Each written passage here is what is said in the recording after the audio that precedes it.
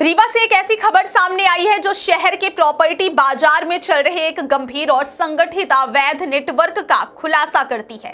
मार्च माह में रीवा में प्रॉपर्टी की खरीदी बिक्री पूरे चरम पर है। इसका मुख्य कारण 1 अप्रैल से लागू होने वाली नई गाइडलाइन दरें हैं, जिसमें मध्य प्रदेश सरकार ने जमीन और प्रॉपर्टी के मूल्य बढ़ाने का निर्णय लिया है। इस बढ़ोतरी से बचने के लिए खरीदार और बिल्डर वित्तीय वर्ष के अंतिम महीने में तेजी से रजिस्ट्री कर रहे हैं।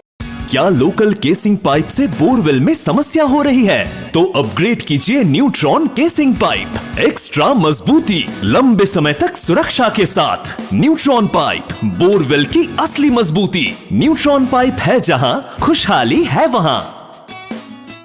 लेकिन इस तेजी के बीच एक और गंभीर मामला सामने आया है, जो रीवा शहर में प्रॉपर्टी लेन देन की पारदर्शिता और कानून की अनदेखी को साफ तौर पर उजागर करता है।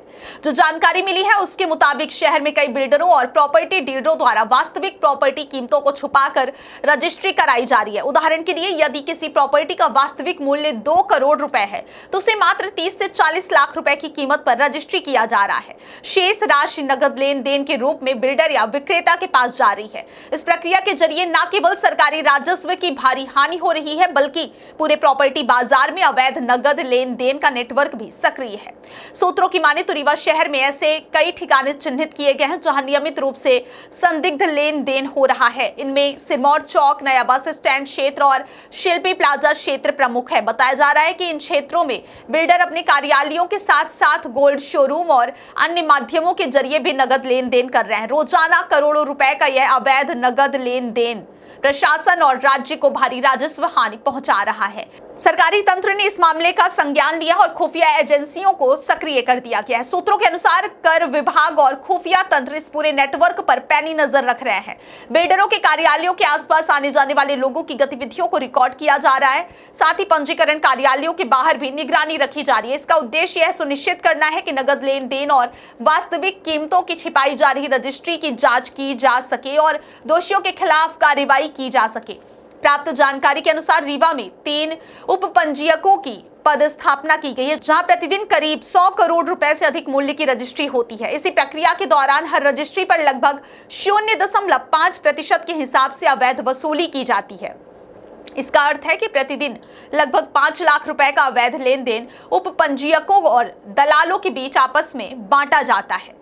यह पूरी प्रक्रिया खुलेआम चल रही है और इसके बावजूद उच्च अधिकारियों की नजर में अंकुश नहीं लगाया जा रहा है। कई बार यह देखा गया है कि इस अवैध वसूली में विभागीय कर्मचारियों या अधिकारियों का भी हिस्सा हो सकता है, जिससे कार्रवाई में बाधा आ रही है।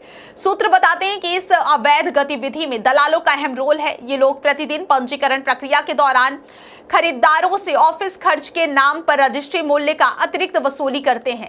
यह रकम उप पंजीयकों और अधिकारियों के बीच वितरित की जाती है। इस पूरे नेटवर्क ने प्रॉपर्टी बाजार को पूरी तरह से प्रभावित कर दिया और खरीदारों को भी इस प्रक्रिया में फंसा दिया गया है। सरकारी तंत्र अब इस मामले में सख्ती दिखा रहे हैं। खुफिया विभाग के लोग सादे कपड़ों में निगरानी कर रहे हैं और संदिग्ध लेन देन की रिपोर्ट तैयार की जा रही है। यह सुनिश्चित किया जा रहा है कि आने वाले दिनों में यदि किसी बिल्डर या दलाल के खिलाफ पर्याप्त सबूत मिले तो उन पर न केवल आर्थिक कार्रवाई होगी, बल्कि कानूनी शिकंजा भी कसा जाएगा।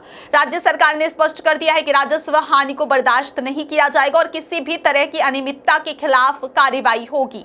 विशेषज्ञों का यह भी कहना है कि इस समय सावधानी और त्वरित कार्रवाई दोनों जरूरी है।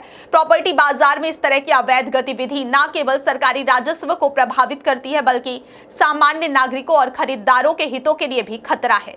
इसलिए प्रशासन का संदेश साफ है: अवैध नगद लेन देन, रजिस्ट्री में असली कीमत छुपाना और अधिकारियों या दलालों के नेटवर्क पर अब अंकुश लगाना आवश्यक है। रीवा शहर में प्रॉपर्टी बाजार की इस गहन जांच और निगरानी से यह स्पष्ट हो गया है कि सरकार राजस्व हानि, भ्रष्टाचार और अवैध लेन देन के मामलों में पूरी तरह गंभीर है। खरीदार, बिल्डर और संबंधित अधिकारियों को सावधान रहने की चेतावनी दी जा चुकी है। आने वाले समय में प्रशासन की सख्ती और सक्रियता यह तय करेगी कि इस अवैध नेटवर्क को कितनी तेजी से खत्म किया जा सकता है और रीवा में प्रॉपर्टी बाजार की पारदर्शिता स्थापित की जा सके।